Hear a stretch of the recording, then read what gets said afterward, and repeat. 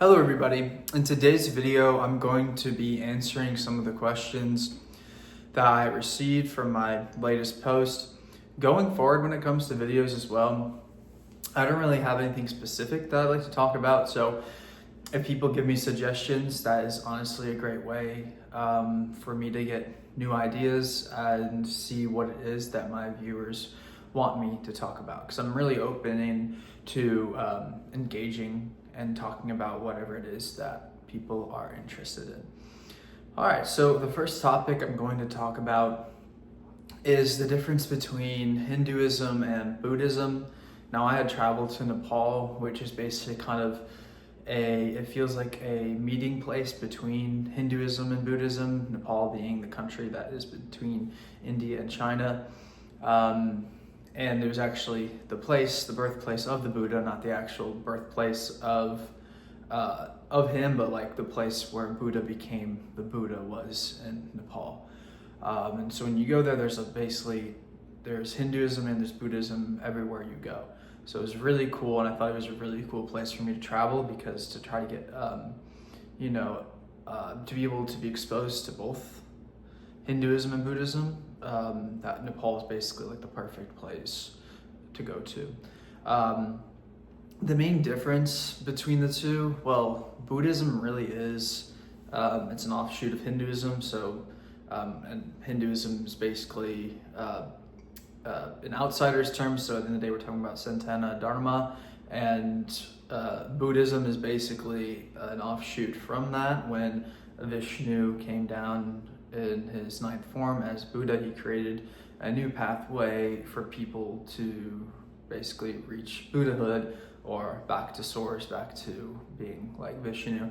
The difference here, though, is that with Hinduism, they really see the deities and all of that. They're shown that these deities are all part of Vishnu, and then towards the end of your path you would realize, oh well, I am also a Vishnu, I am a creator, I am a dreamer.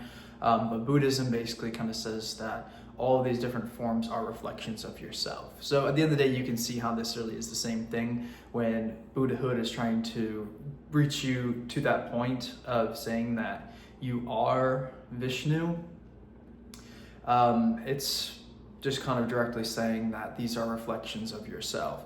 So in the same way in which in Hinduism, Vishnu, all the other deities are reflections of Vishnu, because in the day, basically all the deities are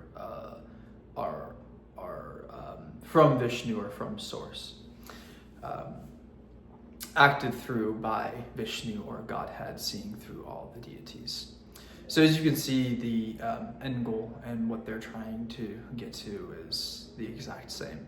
It's just basically like a top-down perspective saying, you are the Buddha and all these deities are reflections of yourself, versus in Hinduism, you kind of building your way up into a realization that you are Buddha or you are Vishnu. And then it would make sense that all these deities that you have seen as external are really just internal parts of yourself. Which is inseparable. All right, and the next thing that I'm going to talk about is going to be with sadhana. Before I do that, I did want to go back and speak on Hinduism and Buddhism some more, because it's important to point out that there are a lot of deities that cross over with Hinduism and Buddhism directly, but there are a lot of parallels as well. And the difference in these names and the difference in the appearance just kind of deals with cultural differences and different ways in which they were interpreted. And moving on now, like I said, to sadhana, the question I was asked is how would you remain consistent while doing sadhana? What I can say for that is with sadhana, you're ideally trying to wake up either between 4 and 7 a.m. or 5 and 7 p.m. are basically the times that when the sun is rising and when the sun is setting are basically the two times where sadhana becomes its most potent. Those are the times where basically the the bridge between our world and other worlds, the astral and causal counterparts, are at its thinnest. So what is the point of doing sadhana? In order to, to explain how to be strict about doing it, it's important to explain why, like what is the purpose of it. So the way I see sadhana is it's basically kind of like EXP farming, like in a video game, in the sense that it helps you like level up in the decisions that you make going forward with your day. Imagine a mouse, for instance, who keeps on trying to eat a piece of cheese even though the cheese is electrified. He keeps doing it, and doesn't realize that, oh, this cheese is hurting me. Sadhana is something that would basically, if the mouse were to do sadhana, it helps eliminate those repetitive actions that we do. So maybe the sadhana would help, right, that mouse learn, oh, don't bite this cheese, it's electrified. Same with us humans. It basically makes it so, the things that we do, a lot of times it's said that we're our own greatest enemy. A lot of things that we do consistently, time and time again, that is making us be our own greatest enemy. All the mistakes or faults that we make. Sadhana basically helps us improve upon that. Without the reflection time, without the time dedicated in the morning or at night, time to reflect about your day going forward, or to reflect about the day that you had or the next day that's coming up. It really kind of makes people go on autopilot. Sadhana is a way for you to stop and kind of refocus yourself and to stop being on autopilot. And there's many different ways of doing sadhana. Like I specifically have on this channel been talking about doing bija mantra sadhana, which is basically getting a mala beads with, most mala beads have 108 malas on there, and going through repeating the same phrase 108 times. During your meditation, there should be a focus point, and so you can focus on your breath, or you can do something like that, focus on a sound and have repetition to it. So the other types of sadhana, one example is what I'm doing right now, speaking in front of the camera and talking about the deities. This is a form of sadhana as well. Teaching and spreading is actually the most powerful form of sadhana that you can do. All right, and how to remain consistent with it. Really, like I said, if you know the benefits of it, then that fact that it will be able to help you set up your next day for a better day. And as you do it in the morning, you can even go through your mind all the things that need to be done during that day. You'll realize that you won't want to go a day without it, because your days are going to be much better every day that you do sadhana. Another way to kind of see it too is if you don't do sadhana, the deities, it's like you're saying hello to them in the case that you're doing the bija mantra sadhana. And if you forget to say hello to them one day, then, they might be sad, they might miss you. So you don't want to disappoint them, you don't want to let them down. Really for me, it just feels like something, additional, like as, I try to work out every day, I try to eat every day, and I just try to make sadhana part of that. In my given situation, since I haven't been working the past few months, it's been very easy to be consistent with sadhana. The one thing I can point out too is if you ever miss a day, don't feel bad, because it's like at least you're actually doing the sadhana, right? There's no reason to feel bad. If you start to feel bad about not doing something, then you're just kind of ruining your own day. There's no reason to actually feel bad about something. If you miss a day or whatever, maybe the next day just hit both times. Go do in the morning and then also go and do in the afternoon. As far as books that I've read, I am very, very not well read when it comes to these topics.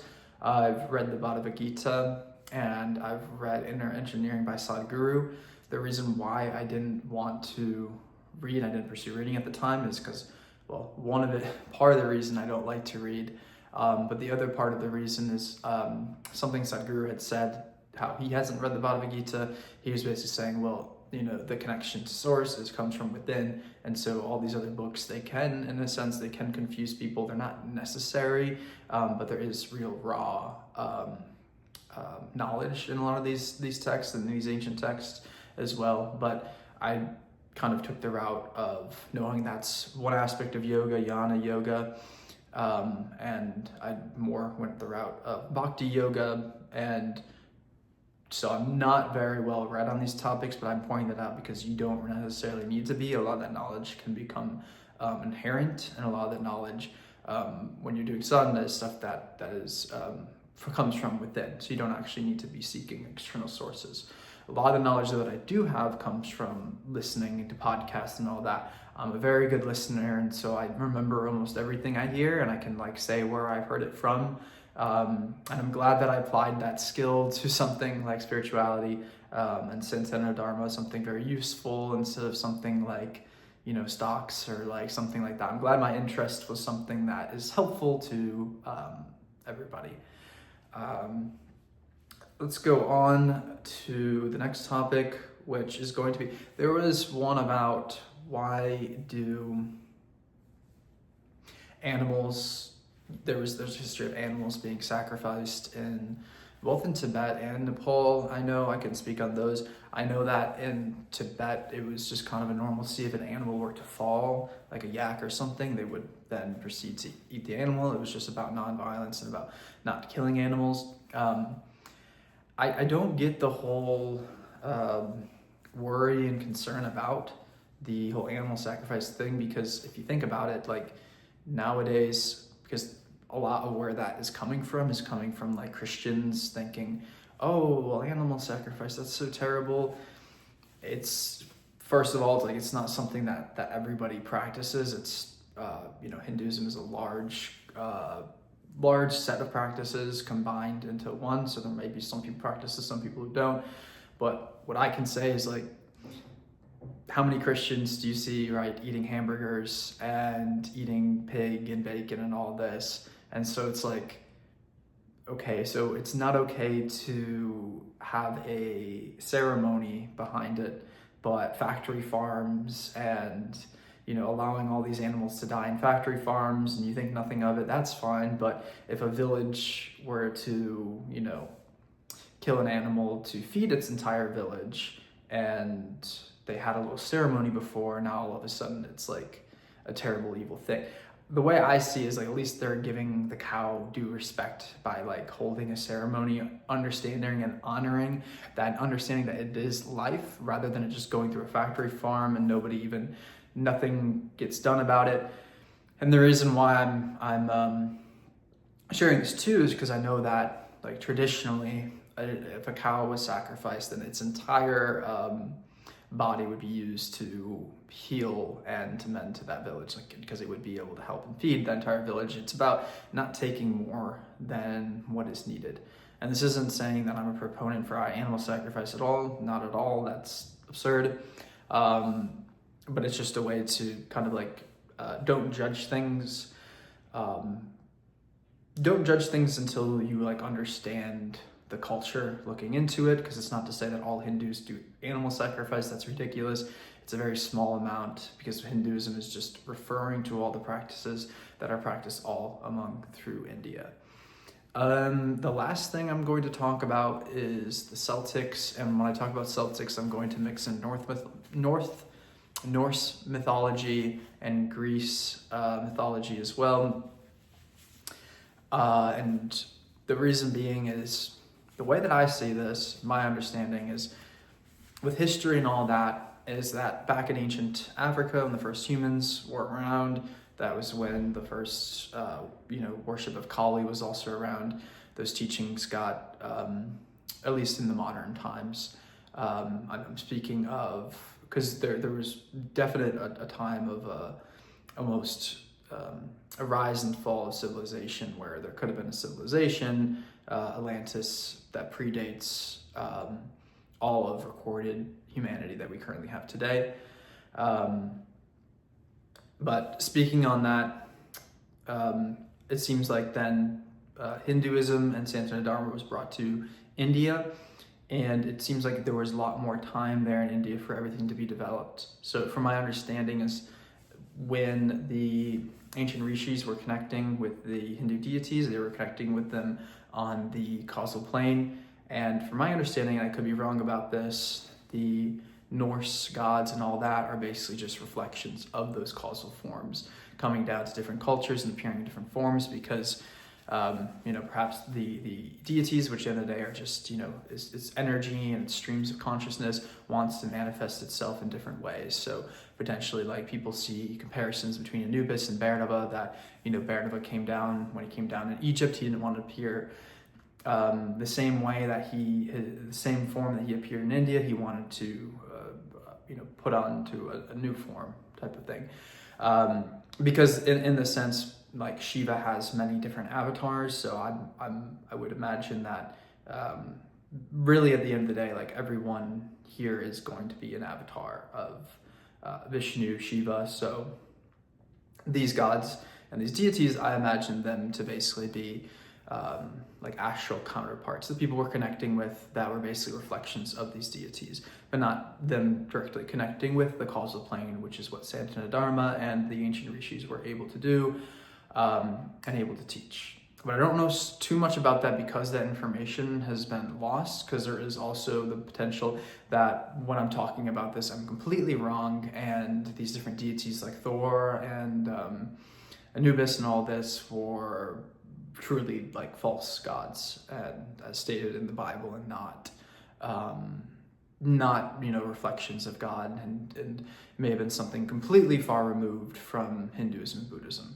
So I'm not entirely sure on that part, but I think that at the end of the day, why it's interested me is because it feels like people had a lot more adventure back then, and the Celtics and the Greeks and the Romans. Like, now we have cars and cities and 9-to-5 jobs, where I'm like, I feel like there was much more adventure back then. And so, if we had this, these gateways opened up where people were more understanding about places beyond and these different mythologies, then that seems, at least at the end of the day, we create our own reality.